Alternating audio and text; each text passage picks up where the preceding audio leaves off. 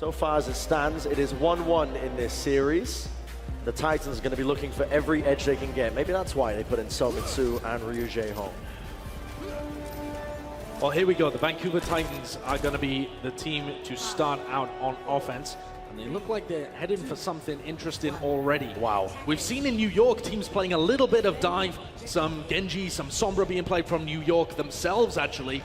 But Haxal on the Genji, that's what I like to see. Oh man, I'm so happy right now. Give me the Dragon Blade. This is it, the Haxal Genji, legendary and official Winston. We get two for the price of one. It's iconic, it really is, and I hope we get to see some big plays coming out right now. But you see for now the Vancouver Titans just taking position onto the high ground. They've got the mobility, remember, when they're playing these heroes. Ryu Jae-hong playing a very long off angle. Bionade comes out, not sure if it connected to too many people.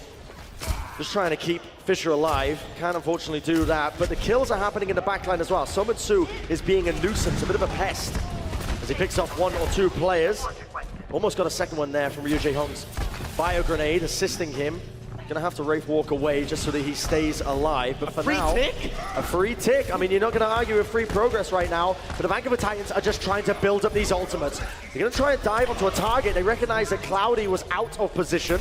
Birdring now trying to clutch it up. If he can get a kill onto Fisher, it'll be beautiful. But unfortunately, taken down in the nick of time. And the Titans, this is a war of attrition that I didn't think they were gonna be winning, but it feels like they are.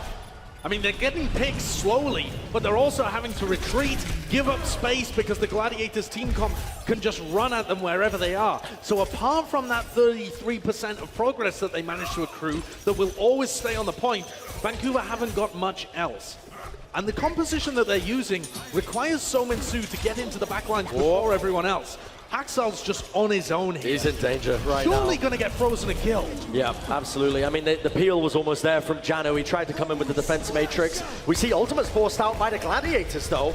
That sound barrier being used is actually pretty huge right now for the Titans, because look at what ultimates they've got. This is going to be a reset. They're going to go back to spawn, but Haxal is sitting on that Dragon Blade, and Ryu Jae-hong is sitting on that Nano Boost. A huge amount of pressure applied there for the Vancouver Titans onto the Gladiators. They used their Immortality Field, and then Big Goose had to use his Sound Barrier as well. That means the only thing stopping Haxal's Dragon Blade is the Immortality Field coming out from Shaz. Although, here we go, show me the business. Haxal's ready and waiting, the blade comes up, the Nano Boost lay it down, he collects 1, he collects not quite 2, but he finally finds it in the end, and that's good enough for me. Haxal's back, 2 kills. He's going to open this one up for the Titans, and they are eventually going to be able to capture this first point. Phenomenal stuff. You always love to see Haxal back on his signature hero, and Big Goose is just wishing he had that sound barrier still available, but they had used it in the previous fight. Vancouver Titans did use both their support ults and the Dragon Blade, but they're still looking good for a fight here to go in, maybe force out the Blizzard, get a little bit of capture time progress. But they have to find targets and play the high ground. This isn't a composition they can just go toe-to-toe with the Gladiators with. Well, Somitsu, the Death Blossom into the back line, bashed up. That was Big Goose switching over to the Brigitte. A critical change. Completely mitigated the ultimate, and now that might be an opening now for the Gladiators, but Fisher comes in with the Primal Rage. Leaps onto the point. See if he can get any value. He gets 2 kills. Meanwhile, on the point, the Titans are running this one all the way home. Blizzard comes in, Jaro desperately trying to save him, but he's pulled it so far away from the point that it essentially gets no value. Didn't even separate anyone, and Haxal's almost ready for another blade. And I'm ready for it as well. Haxal is 3% away. The blade is waiting. Big Goose falls. All of his targets are down. He doesn't even need to use it. His team are cleaning up the targets regardless. And with the rest of the Titans, they're able to really secure some capture point. 33%. Just waiting.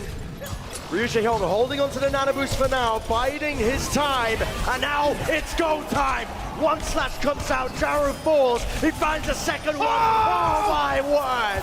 Haxal, an absolute legend! 5 kills for him, with the assist from the legendary Ryu Jae-hong as well, and the Vancouver Titans are gonna get the completion with 2 minutes 43 remaining. What a people that try and pick offensive angles for the Gladiators. Yeah. It's a bit more of a well-rounded comp. Well, Gladiators are just going to peek their heads out. They're going to see what's being ran, and now they're going to make a change of their own. You can see them now making moves. Does Gyro want to stay? He does not. But it seems like, okay, so they're making swaps back now as well. A little bit of communication issues maybe, a lack of decisiveness with what compositions they want to run.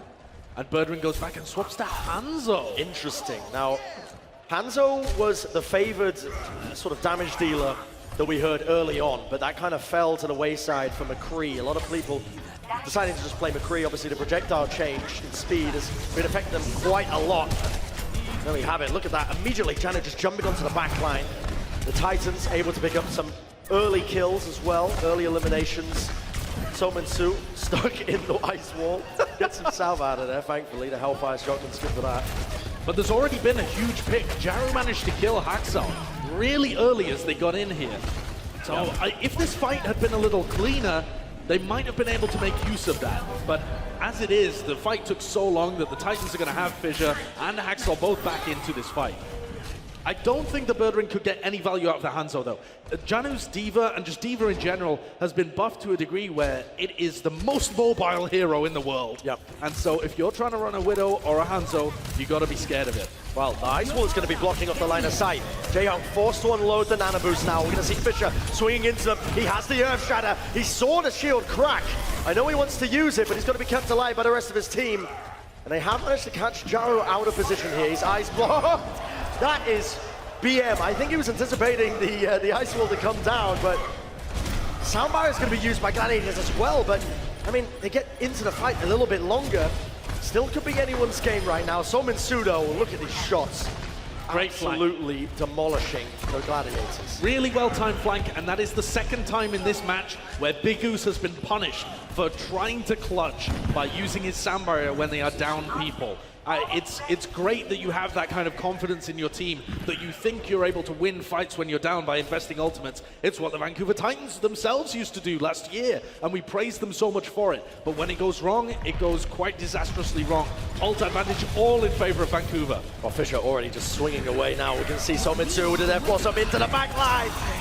Shaz just misses his sleep, doesn't connect it.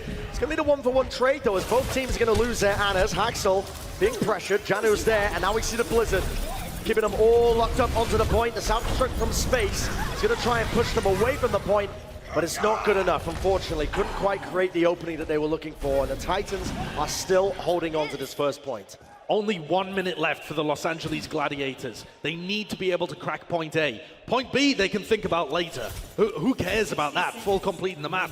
This is their problem right now. How to crack point A with only really the Blizzard to work with. They need Birdring in a great position to flank, and they need to force the fight in an enclosed area so Jaru can get maximum value. If Janu eats this Blizzard, it's all over. Jaru comes in, the Blizzard. Walled off though. Ice Wall, he tries to use it to get over it. He mistimed it. He's going to be out of the fight, and Cloudy falls. You can't push with this anymore. The push is dead. They reset. They have 30 seconds. Big Goose may get up to his Sound Barrier as well, but the Vancouver Titans have more opportunities to clutch. They've got the Nano Boost, they've got the Earth Shatter, they can still play very aggressive, and the Gladiators have to touch the point at some point. Yeah, they have to push on, and Fissure has this Earth Shatter ready and waiting as well. Nano Boost. Ryujay Hong just holding on, waiting for the right opportunity. The Ice Wall comes out. Fissure! Oh my God, the ingenuity from the man! It's like nothing I've ever seen. He just knows how to play Reinhardt to such a high degree. Comes round, sets it up, the 2 kills were all off the back of him. And now it's the overtime, Birds down. Gladiators, one last attempt to try and find their way onto the point. The Death Blossom from Birdring is not good enough. Space desperately tries to hold on to the overtime, but it's not going to be enough. And the Vancouver Titans are going to be taking map 3 in this series.